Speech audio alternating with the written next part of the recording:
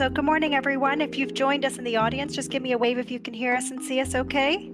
Somebody can post something in the chat. Brilliant. Good to see you guys. Fantastic. Well, good morning and welcome to the Festival of Place Bytesize for this talk on data harms, inequality, and the question of trust with Helen Kennedy from the University of Sheffield. I'm Christine Murray, Editor-in-Chief of the Developer and Director of the Festival of Place.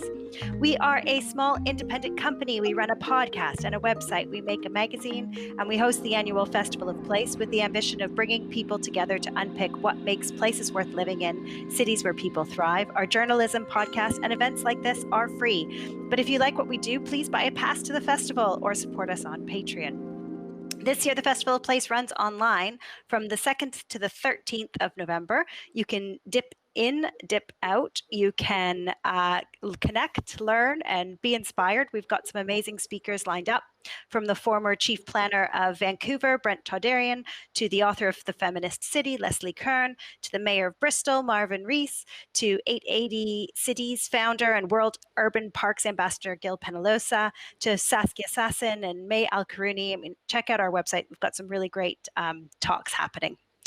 We also have a really great deal on an organization pass. So if everyone in your organization wants to attend, or a number of you want to attend, we've got a £1,000 deal for unlimited attendees from your business. So if you're interested in that, then get in touch with my colleague James, who is in the chat. You can see him, and I'm sure he's happy to share his details with you. So there will be some more links in the chat, but the main one for the festival is festivalplace.co.uk. About today's event, I'm super excited to be hosting Helen Kennedy this morning. She is Professor of Digital Society at the University of Sheffield, and her research has traversed digital media landscapes covering topics from web homepages to data visualization, from race, class, gender inequality to learning, disabilities and web accessibility, from web design to social media data mining. She's interested in many aspects of digital life and is currently investigating the datafication of everyday life across a range of domains. This includes thinking about how datafication is experienced and perceived by non-experts, the visual dimensions of datafication, how data analytics processes discriminate, and how to address this, and how and whether data analytics can be accessible, transparent, accountable, fair, equitable, ethical, and just, and the relevance of all of this for data policy and practice. She is currently researching what people think about uses of their personal data as part of the AHRC-funded research, Data Diversity and Inequality in the Creative Industries, and what constitutes good data in the creative economy. So I reached out to Helen after reading her article published by the Ada Lovelace Institute, where she wrote, "What is generally missing from these debates around trust is how structural inequalities shape the extent to which people trust and what people deem to be trustworthy." And as we all know, trust is a big issue in urban development, where local authorities, developers, planners, and architects fail to gain the trust of local communities. And as we increasingly turn to data to support our decision-making, from community engagement to local surveys online to apps that actually connect up neighbors, and lots of the kind of COVID connections that we've made over lockdown. Kennedy makes the point that, quote, distrust in data and data-driven systems is shaped by inequalities. And it's something I feel we need to understand in this industry to make more equitable decisions and ultimately more equitable places. So this morning's talk is going to last roughly 30 minutes. We're going to follow that with a Q&A session. Along the right side of your viewing window, you should have a Q&A button. And there's also below the talk screen a raise your hand button. So during the Q&A, if you want to submit your question by text, you can post it in the Q&A text box, and I'll be reading out some of the questions from there. And if you want to put your question in person, you can raise your hand, and then you have to turn on your microphone and camera, and you'll be able to join us on stage and ask that question. So we have, that's about it. After the talk and the Q&A, we'll be closing this session down, but the lounge will remain open for about a half an hour. So you're welcome to join a video table and meet some of the other members of our community who are here. So without further ado, Helen, I'm going to pass it over to you. So please welcome everybody. You can use your applause emojis if you like, and give her a welcome today. Thank you very much for that nice introduction, Christine, and thank you for all the applause that I can see going up the screen there. I have to say that introduction was slightly out of date. I'm not researching on those projects anymore. I'm researching on a couple of new ones, but I'll say a bit about that while I'm talking. Okay, so I am going to share my screen with you and flick over to PowerPoint. So hopefully you can all see data harms, inequality, and the question of trust on your screen there. I now can't see our shared platform anymore because I'm in PowerPoint, so I'll ask Christine to shout at me verbally if there is anything that I'm talking about that isn't kind of paralleled by what's on the screen. Okay, so data-driven technologies, automated and algorithmic systems, machine learning and AI are transforming society, including the realms of society, which I'm guessing that people that are attending this Festival of Place talk are working in. And all these technologies are having wide-ranging effects, including lots of benefits such as enhanced human understanding and human capacity, more efficient and effective delivery of services. But data-driven and algorithmic systems are far from straightforward, and their introduction can result in harms as well as benefits. So we need to question claims that what's called datafication, automation, AI, etc., will simply lead to a better society. And we caught a glimpse of the possible algorithmic harms in this summer's A-level results fiasco, during which, in place of exams, teachers' estimated grades and rankings for each pupil were put through an algorithm which downgraded the grades. And as we know, the downgrading affected state schools much more than the private sector. And this was because the algorithm factored in the school's previous performance in previous years, and with private schools being selective and doing well in exams, the algorithm was going to favour them. What's more, the algorithm wasn't applied for small class sizes, in which case the teachers' grades stood in place of a kind of algorithmic grade. So for various reasons, this algorithm was going to favour pupils from private schools as opposed to pupils from state schools. But luckily, A-level students protested and were awarded the grades that their teachers, who knew them well, felt that they deserved. Now, writing about this A-level algorithm issue, one commentator called Peter McCall said, and here's his piece, that giving out grades based on individual students' performance would have been simple, actually, in algorithmic or data terms, but it would be hard politically, he said, because it would reduce the advantages of the wealthy, who tend to have the most power. So the A-level algorithm didn't create inequalities, it amplified inequalities that were already there. We've seen a similar story in the news last week in relation to proposed planning reforms, which would use an algorithm to plan housing supplies. Now, I don't know anything about planning or housing supplies, so I hope I capture the essence of this algorithm correctly. You can tell me if I don't. Anyway, some commentators say that this proposal would see development and therefore jobs and opportunities drift to the south of the country, deepening inequalities across the north and the south. And others say that the algorithm focuses on the wrong thing, on planning permission as opposed to building houses. So this is one way in which debates about data harms and inequalities apply to cities and the types of public spaces that are the focus of the Festival of Place.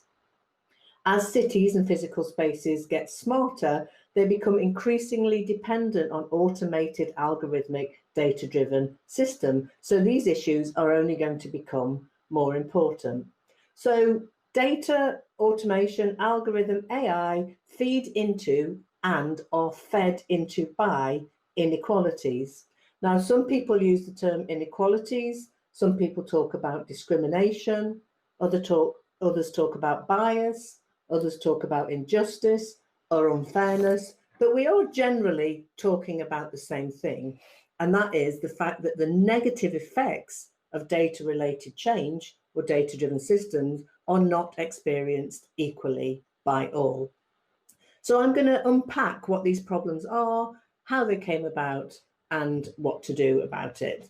So first of all, let me give you a couple of examples of inequalities in algorithmic systems. So in case you don't know, algorithms are sets of rules that computers follow. They often involve processing data, making calculations, arriving at conclusions, and categorizing things and people so that in the end, you should get a grade A in maths and I should get a grade C, or Nottingham should get less houses and London should get more houses. Now, these systems, algorithmic systems, might seem objective because they involve numbers and science and calculation, but we have to remember they're written by humans. Humans have values, and these human values are often written into algorithmic systems. Humans make decisions about how algorithms should work and how they should be used. And this is an argument that is very accessibly made by Cathy O'Neill in this book, Weapons of Math Destruction. So inequality, unfairness, bias can result from the use of algorithms and other data-driven or automated systems. So let me give you a couple of famous examples. So one famous example, which is accompanied by this image, which was the result of investigative journalism by ProPublica, an investigative journalism publication in the US. What they found was that there was bias in algorithms used in the criminal justice system there, because this system was more likely to predict that Black people who had been found guilty of committing a crime were likely to re-offend. And so their punishment was harsher than white people who had committed a similar crime. So Black people and white people have both committed crimes, but the system systematically says that Black people are likely to re-offend much more than it does with white people. And these predictions are often proven wrong if you follow the actual offenders through time. So somehow bias has been written into this system. Another famous example was Amazon's Sexist automated recruitment tool. So this tool learned to discriminate against female applicants because it learned what a strong CV looks like. So these are people applying to work in Amazon's data science team. And this system learned what a good and strong CV looks like from the CVs of existing data scientists, who are almost all men. So if a CV used the word women, so for example, I was the captain of the women's football team or the women's debating team, the system actually pushed the CV down the ranking because it hadn't learned that that was a positive quality to look for. And luckily, as you can see from this headline, the tool was scrapped in 2018. So let's think a bit about how this happens.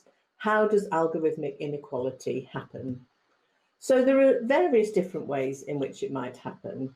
One is related to the data sets that systems are given to learn from. They're called training data sets. The Amazon example is an example of that.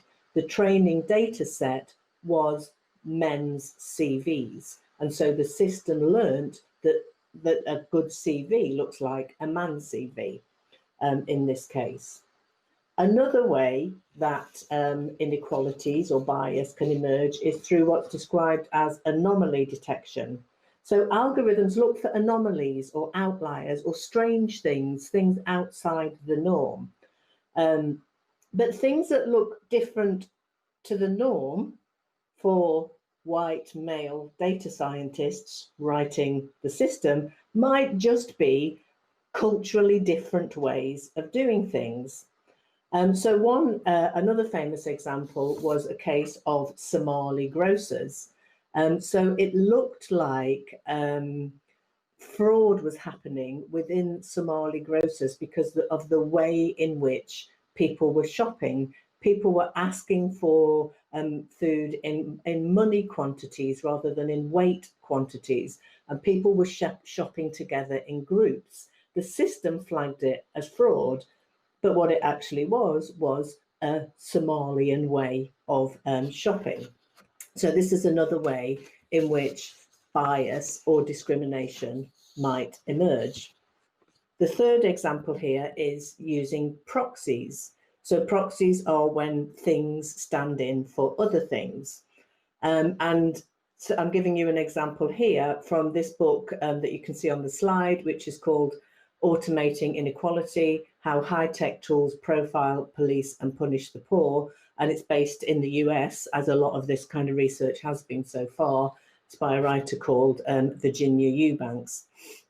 So she talks about how being hungry, not having enough clothes, or living in a cold house are sometimes taken as proxies for the risk of child abuse or neglect in social services, algorithmic systems. But as Eubanks points out, these are often simply the conditions of poverty. So, you know, a child is hungry or doesn't have enough clothes or lives in a cold house because the family doesn't have enough money to feed the child, clothe the child, or warm the house. And yet these are used to flag a danger of child abuse or neglect in these systems. Another proxy is whether neighbours ring up to express concern about families, but statistics show that people are more likely to express concern about their black neighbours than their white neighbours. So again, we see discrimination written into systems through the ways in which proxies emerge. The fourth example is actually through what we do, through user activity. So an example here comes from an American legal scholar called Latanya Sweeney. And what she writes about is how users searching on Google for black sounding names, so she gives the examples of Deshaun, Darnell and Jermaine, would often choose to look at arrest records that surfaced as a result of those names, more so than users looking for white sounding names. She gives the example of Jeffrey, Jill and Emma.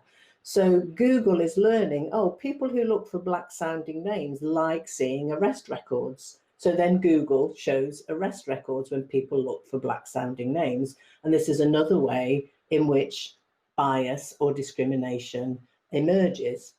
So we can see here various examples of how this might happen. So what I'm going to attempt to do now is to show you a video of just for 2 minutes of a poem by this woman who is called Joy Buolamwini, and it's called AI, Ain't I a Woman? So Ain't I a Woman is a famous phrase from a black female activist in America historically, and Joy applies that phrase to the ways in which AI can discriminate against black women.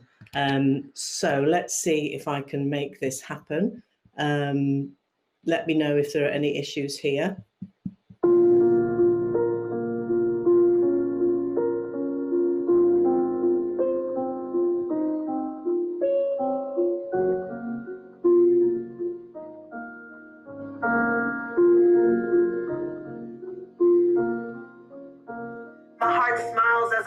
In their legacies, knowing their lives have altered many destinies.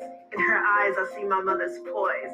In her face, I glimpse my auntie's grace. In this case of deja vu, a 19th century question comes into view. In a time when Sojourner Truth asked, ain't I a woman?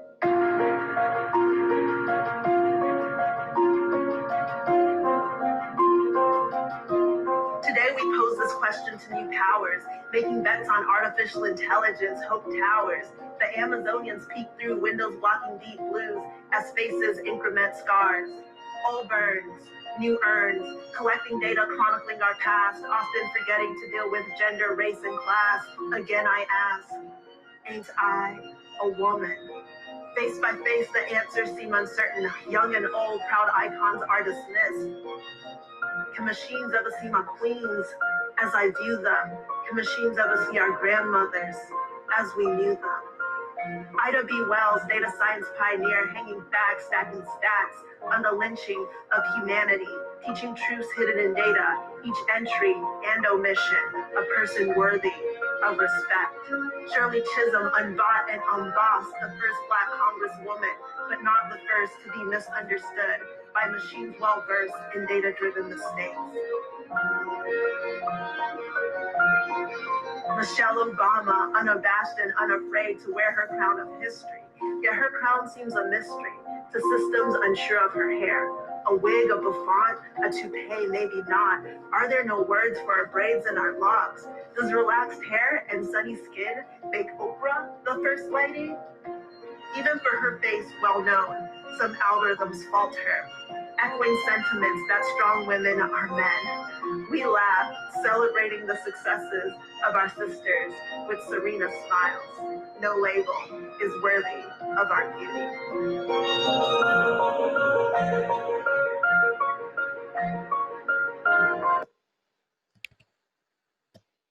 Okay, so hopefully you're back to being able to see and hear me again. I think that was a little bit tinny, but I hope you got the picture. So she's talking about how training data sets have taught systems not to be able to recognize Black women's faces in facial recognition. So we can see from some of the examples I've given of how discrimination comes about that it's not always intentional. But with that said, it's important to remember that technologies are often used by the powerful to increase their power. So we should perhaps not be surprised if uses of algorithms often result in bias, unfairness, or inequality. So let's talk about what can be done about these problems. So data scientists are aware of these issues and working alongside legal experts, ethicists, and others, they're starting to try and address them through initiatives that are sometimes called FAT, Fairness, Accountability and Transparency, sometimes called FATE, adding an E on the end, so Fairness, Accountability, Transparency and Ethics. Here's one slide of many kind of initiatives, gatherings, conferences, and so on that are trying to address these issues. Now, these efforts are well-intentioned, but they're sometimes criticised by people who say that they're premised on the belief that inequality can be designed away by tinkering with an algorithm. So you can design out inequality. And what critics argue is that what we need to do is to recognise the structural inequalities that lead to bias, unfairness, and so on in the first place. So alongside these initiatives, lots and lots of other things are being done. So, for example, there are organisations that are kind of overseeing what's happening with algorithms. So this organisation called Algorithm Watch, and some of them try to make algorithmic unfairness visible. So there's an organisation called the Algorithmic Justice League that Joy's video emerges from. So lots of initiatives kind of looking at and making visible what the problem is.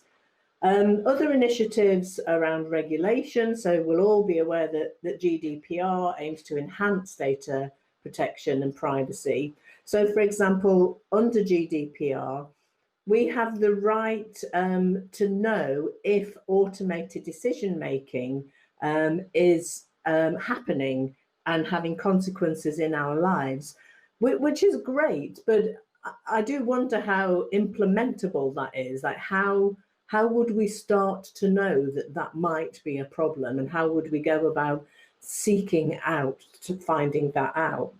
People often don't know that automated decision making is taking place, and some people argue that other EU initiatives around AI and sort of driving AI forward contradict some of those principles of GDPR. So some people are saying stop, halt practices, stop using these systems until we are fully alert to the risks and the harms, especially in areas like criminal justice, healthcare, welfare and education. And AI Now is a research institute that is making that argument. And others are saying that more research is needed, that we need to do more to understand these problems. So if you're interested in following this critical commentary, the Data Justice Lab at the University of Cardiff is a really good group to follow. They fed into a report produced by the UN Special Rapporteur on Poverty and Austerity in the UK, which addressed some of these problems. And they made some recommendations along the lines of things I've already talked about, but also talking about the use of automated systems in like local government, for example. They were saying, you know, we should be able to know when automated systems are being used. We should have maps and lists of that, of those kinds of activities. There should be more consultation with stakeholders. We should minimize data collection. There should be data literacy training for the people using these systems, drawing their attention to the possible harms and inequalities that arise. So all of these problems, I think, raise the question of whether algorithmic systems can be fair. And some people would say that's not a good question. So people like the Data Justice Lab, for example, would say that instead of saying, can they be fair, we should be asking whether they can be used to shift power. So in another example, writing about the A-level algorithm fiasco that I mentioned, this guy called Dan Kolkman argues that to counter unfairness, we need more than the fact movement or the fate movement. He says that what we need is critical audiences. We need to foster critical audiences. That's why we were successful in overthrowing the A-level algorithm, because there was a mass critical audience. But personally, I feel that fairness is an important concept for talking to people, to non-experts, about how they would like to see algorithms used in the world. Generally, my view is that the voices of ordinary people are often missing from debates about data, algorithm, and so on in society. And this is a problem, because if we don't know what people's concerns are, we don't know how to address those concerns. And I think to get to the point of a critical audience, we need to talk to people to find out what they know, think and care about when it comes to algorithms. And this is really where my own research comes in. It's because the voices of ordinary people are often missing from debates that much of my own research is involved talking to ordinary non-expert folk about their views. And what I find is that this often calls into question expert views about what the issues are and what the problems are. So I have this program of research called Living with Data, which you can find at livingwithdata.org, which includes the two projects that Christine mentioned, but also some other more recent projects. So I've gone now to my conference website. Sorry, not my program, research program website. I'm not intending for you to read the words on the screen. I just want you to know where the website is. So it's at livingwithdata.org. And I just wanted to draw your attention to a couple of ways in which my research has challenged expert assumptions. So in previous research, I worked on a project called Signing In, which looked at what BBC audiences thought about what the BBC does with the data that it gathers through asking us to sign in to access iPlayer, which they introduced a year or two ago. And we found that trust, the question of trust, whether people trust the BBC or trust its data gathering practices, is more complex than expert debates would have us believe. So expert debate tends to believe that either there is trust or there is distrust. And what we found was what we describe as complex ecologies of trust. So people might trust or not trust the BBC in general. People might trust or not trust the BBC's data practices. people might trust the BBC and its data practices, but they might not trust the broader data ecology. They might see that as insecure. They might not trust themselves to behave in ways that keep their data secure. So the relationship between trust, distrust, and skepticism is a bit more sophisticated than this sort of binary opposite argument. So that's an example of a way in which talking to people challenges expert views. That was focus group research that we did.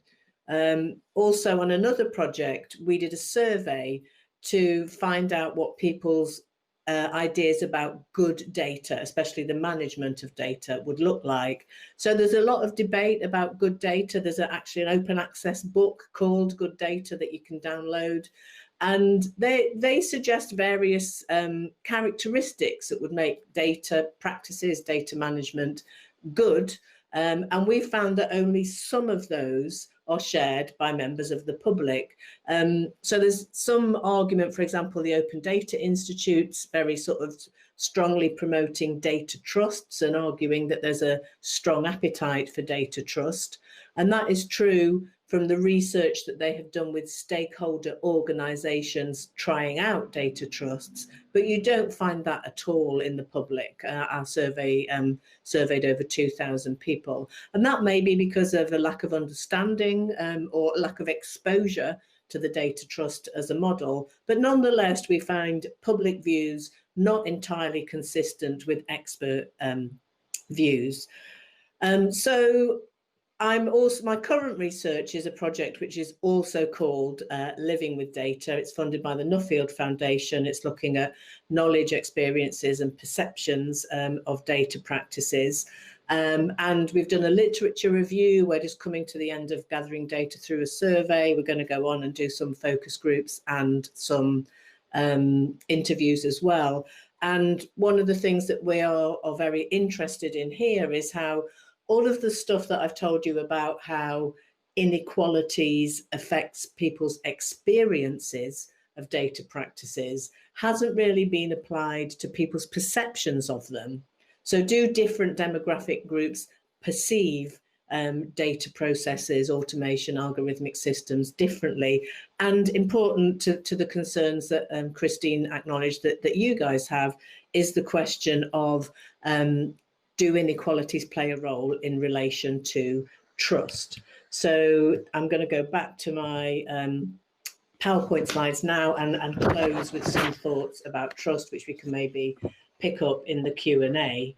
So parallel to and largely separate from all of the things that I've talked about in relation to inequality and algorithmic systems, there's a debate underway about the importance of ensuring that the public trust data-driven and automated systems, and that this is kind of essential to such systems being effective.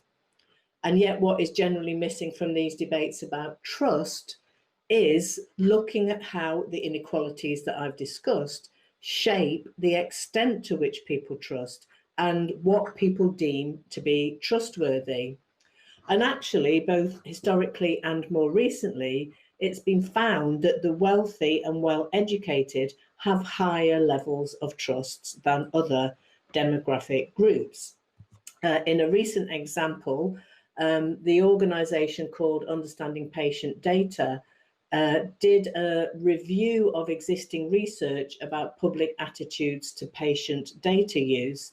And they found that racial minority groups trusted people with their data less than racial majority groups. So again, we see these kind of patterns that privileged groups trust more than marginalized groups. And although it's not widely acknowledged that distrust in data-driven system is shaped by inequalities, we shouldn't be surprised by this because, as I said, the world views of the usually privileged creators of such systems are embedded within them.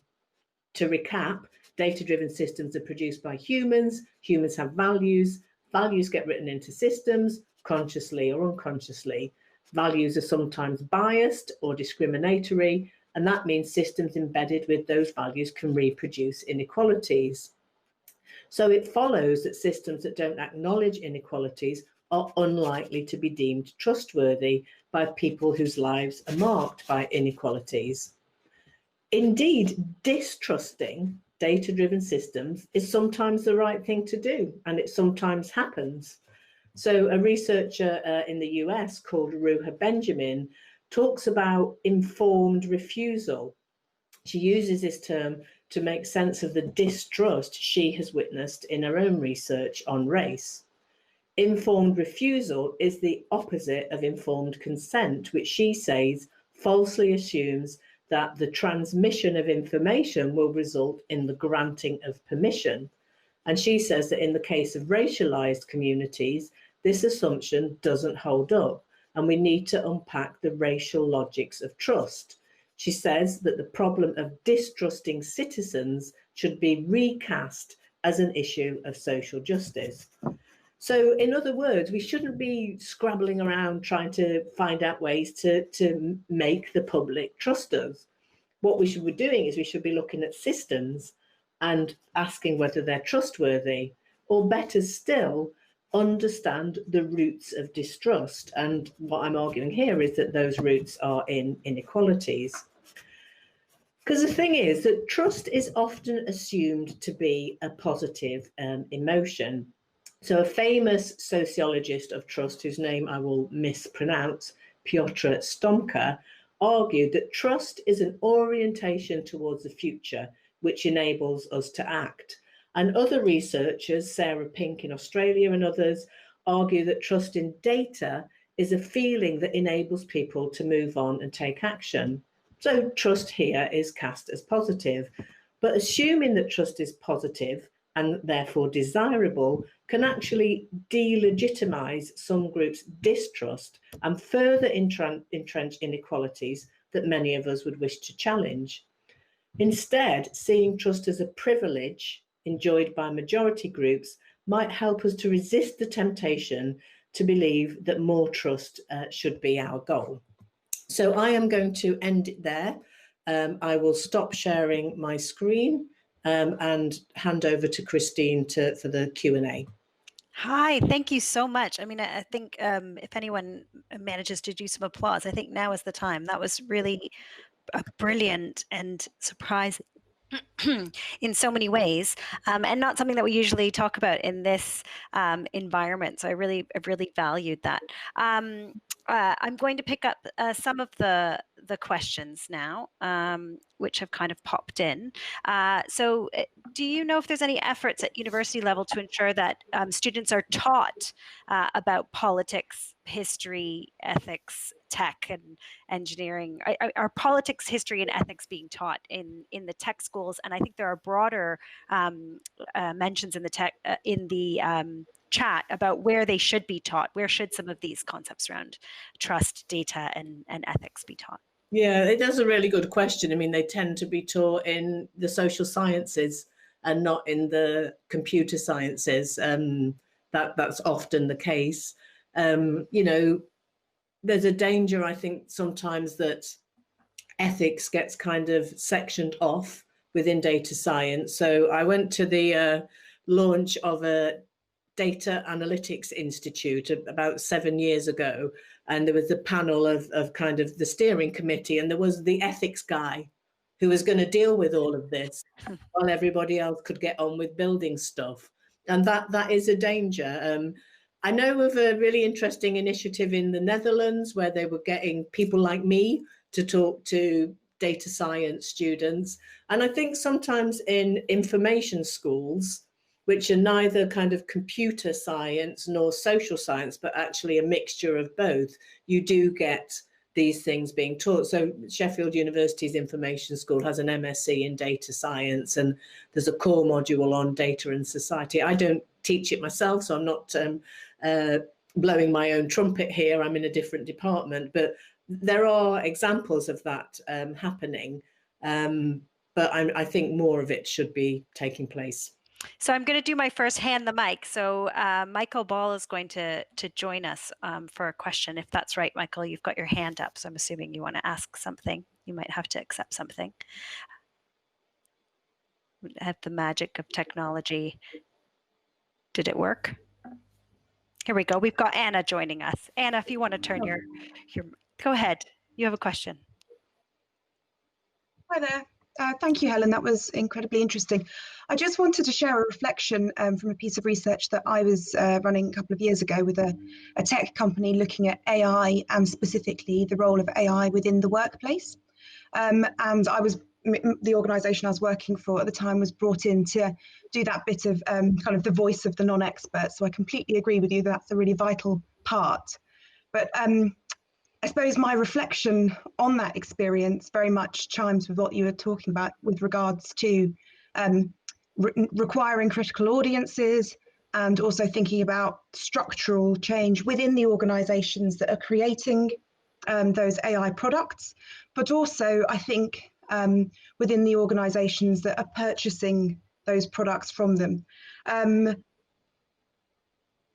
And I would say that one of the what more to think about recruitment and employment strategies within both tech organisations and within the organisations that will inevitably purchase those products. Because looking around the room I was in, it was 80% one demographic, 98% one mindset, and there was a few of us who perhaps didn't fit in with that. And I think that it is incumbent upon organisations that are producing product and also organisations that are buying product to ensure that those who are employed by them represent more than just one demographic. And if those people don't exist in the organisation or they're finding it hard to recruit, I think it's incumbent upon the organisations to find, train and develop people so that there is a representative workforce. The risk of not doing that, I think, is of course ethical, but I also think that it is there's a really strong business case as well for those organisations. And so, yeah, I just wanted to add that in because I felt very strongly working in that environment there needed to be a much bigger focus on thinking internally about employment and training. Thanks, Anna. So how much, Helen, do you think that there's a possibility that hiring a more diverse workforce, I mean, this is a problem that's also in property, but does hiring a more diverse workforce within tech or within any organization have a chance of reducing the inequalities that an algorithm expresses? Yes, it does. And I mean, as you say, in all sectors, a diverse workforce means that the interests of, marginalized or minority groups are heard and visible and represented. So I think it's the same in higher education, where I work, as well as in, AI, data science, and so on. And, you see kind of all of the views that I've spoken about here. I completely agree with what Anna said. You see them all represented in a workforce. So I'm, my current Living with Data project is working in partnership with a couple of large public sector organisations, and within the data science teams, you see people who do think that inequality can be designed out, and you see people who understand that the bias comes from structural social inequalities, and that we need to start by kind of recognising that. So, and that there's, lots and lots of lobby organisations, the Ada Lovelace Institute, where you first came across my blog post. Christine's doing loads of work, loads and loads of research and lobbying and sort of third sector organisations working in this field. Will then have positive effects. I think they will chip away at the problem. It's hard to know whether the transformations that we would like to see will happen.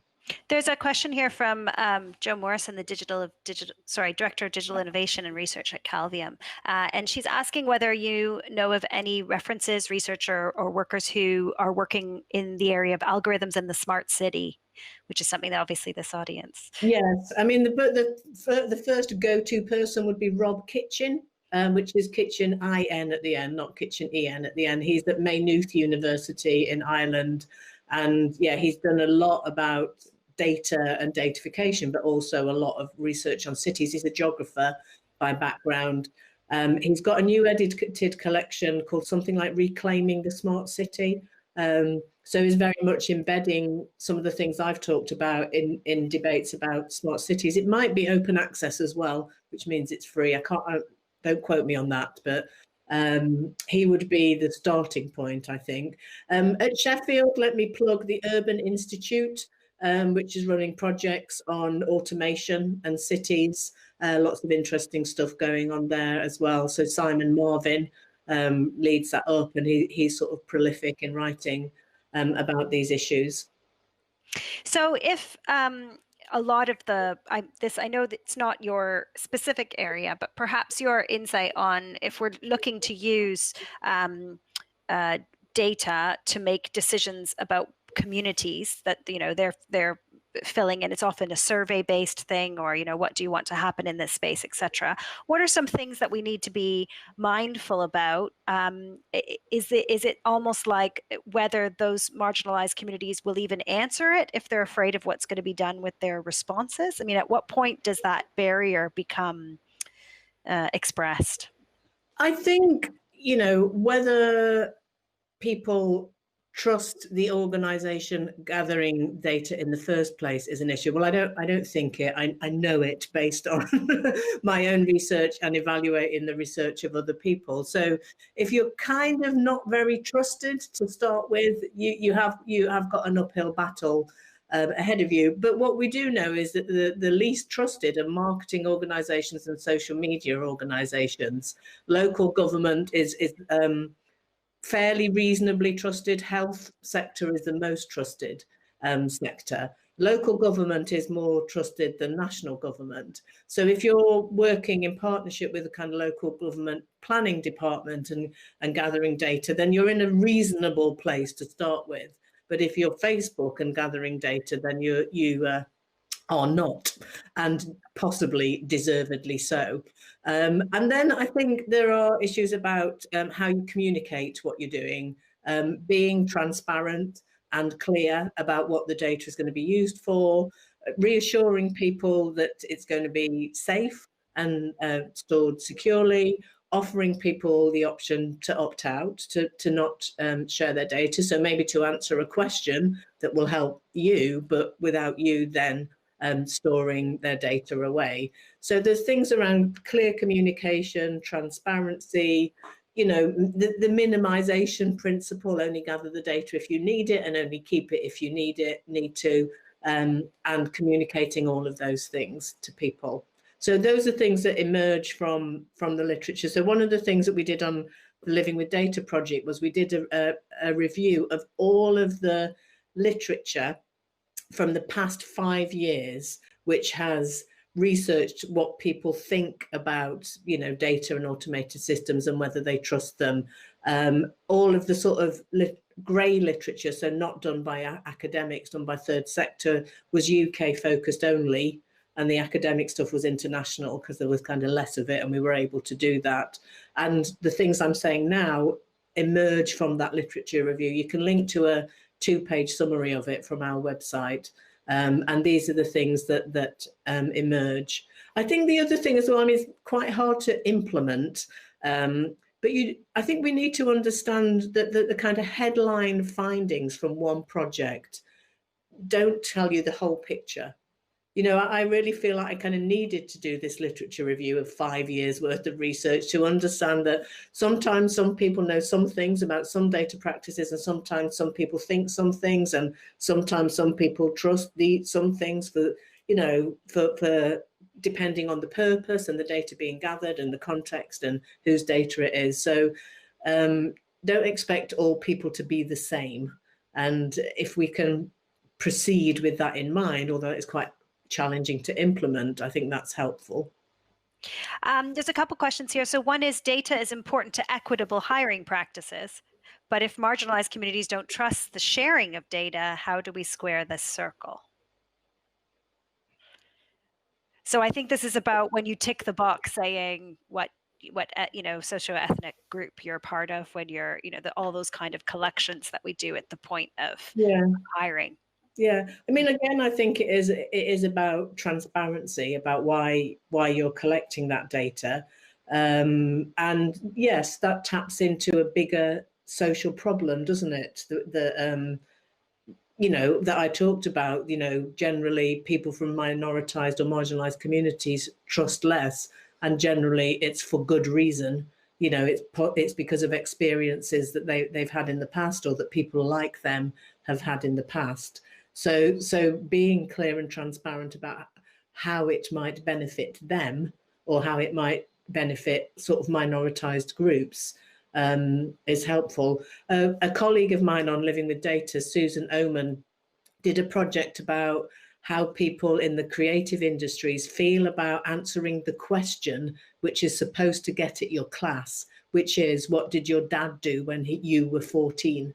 And it's, really interesting about the sort of emotional responses that question builds, brings forward, and people's feelings about whether that's the right question. But she did find that explaining why they were being asked that made people more willing to answer it than if they were asked to answer it in the absence of an explanation. So again, the sort of transparency, the explaining, making benefits clear to people, which might mean adding another line in a form, but adding that line might get the data that allows us to move towards greater equality. So this will help make your neighborhood better, or this might help us arrange the right transport for you, or whatever it is. Just make sure there's that definition of why I'm collecting this and what am I going to do with it.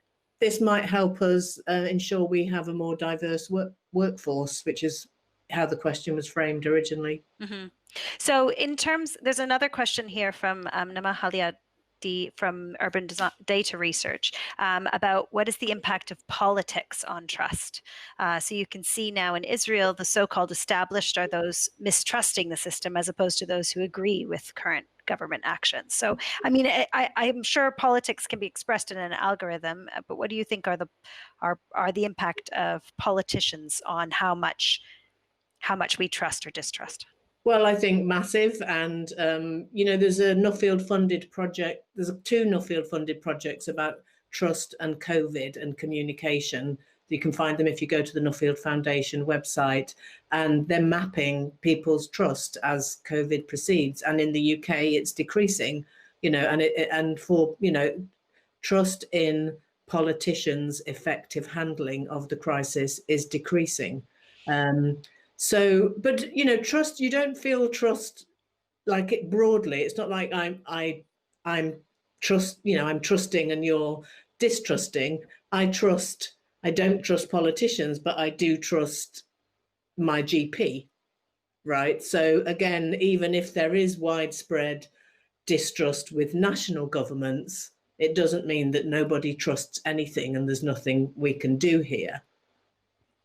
Okay, so it's and I think I found it super interesting, this idea that trust is a privilege, like we might talk about white privilege or other, middle class privilege or privilege from the sense of class, but trust is something that you just kind of, you either receive it by, or you carry it with you unknowingly, or perhaps you don't carry it with you. You don't, you're not necessarily making an individual decision to be a trustworthy person or a not trustworthy person. That you said the roots of distrust are in inequality.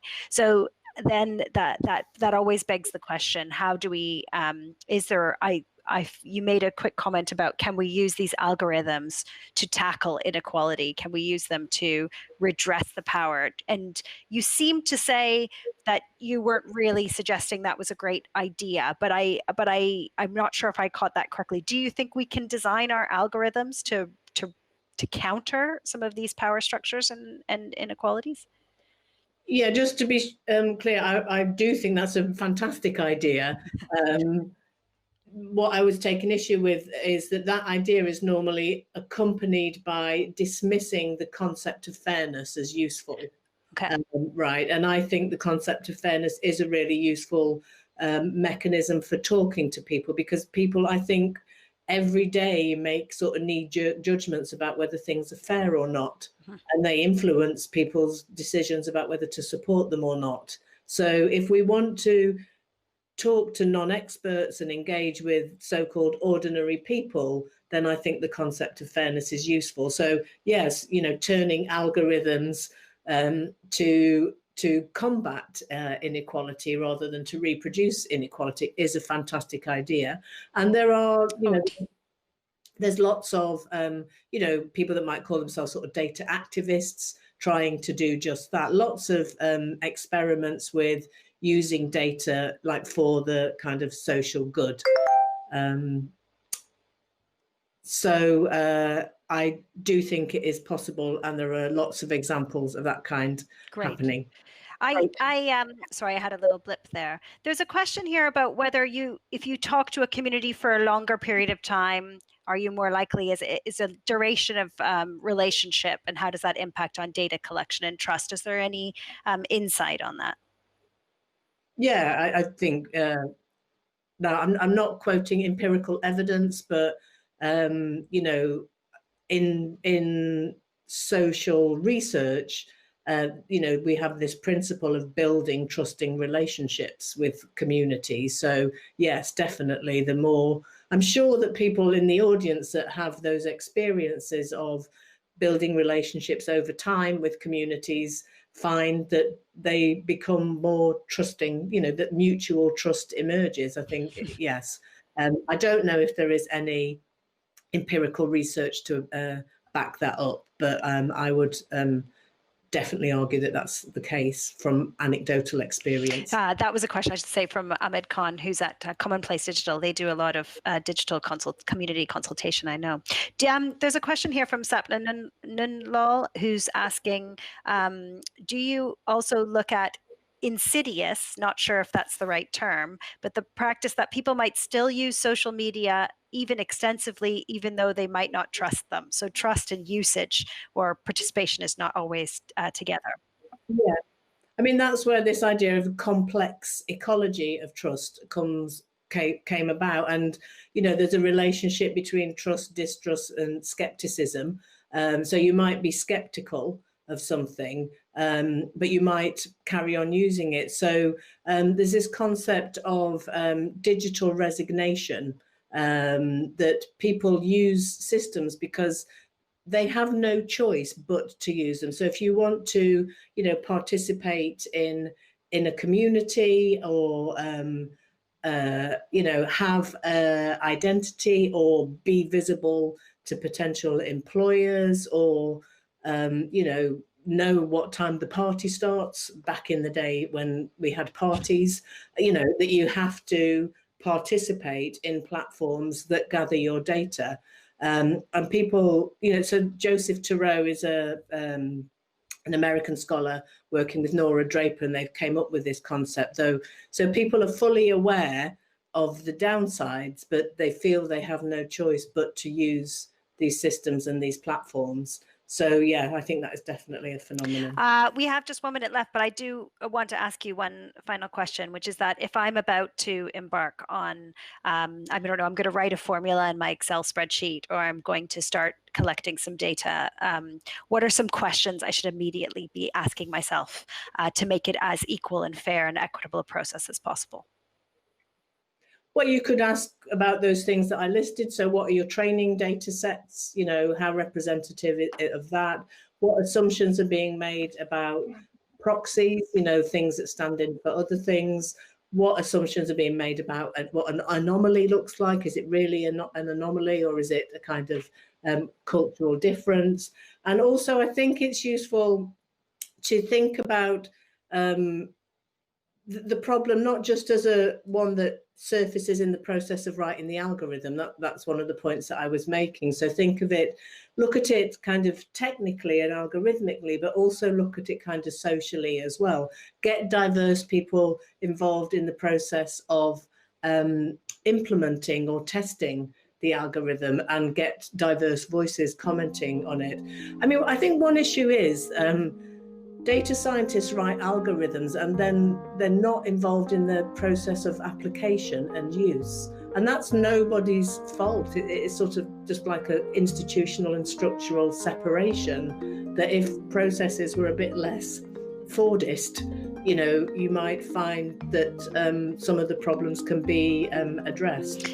Well, I think that just leaves me to thank you very much. I think this has been really enlightening and super interesting this morning. I'm sure there's going to be lots of little with the applause emojis, and it's really valuable. I mean, I know when we talked before, you said, "Well, look, this isn't my sector," and I said, "Yes, brilliant. Come and teach us something," because our sector is just really starting to use data to inform decision making, or has been using it, but is perhaps getting more and more embedded in the ideas like the smart city, ideas like how to the digitization of community consultation.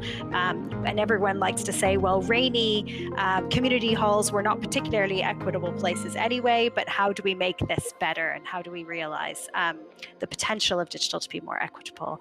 And also, where is it not foolproof? And where is data not foolproof? And also this idea of trust, I mean, I think is a super interesting one. I don't think it's been associated with a position of privilege before, certainly not in our discussions about mistrust among communities when it comes to urban development. So thank you so much. And everybody, I hope you will enjoy the talk. I hope to see you at the festival.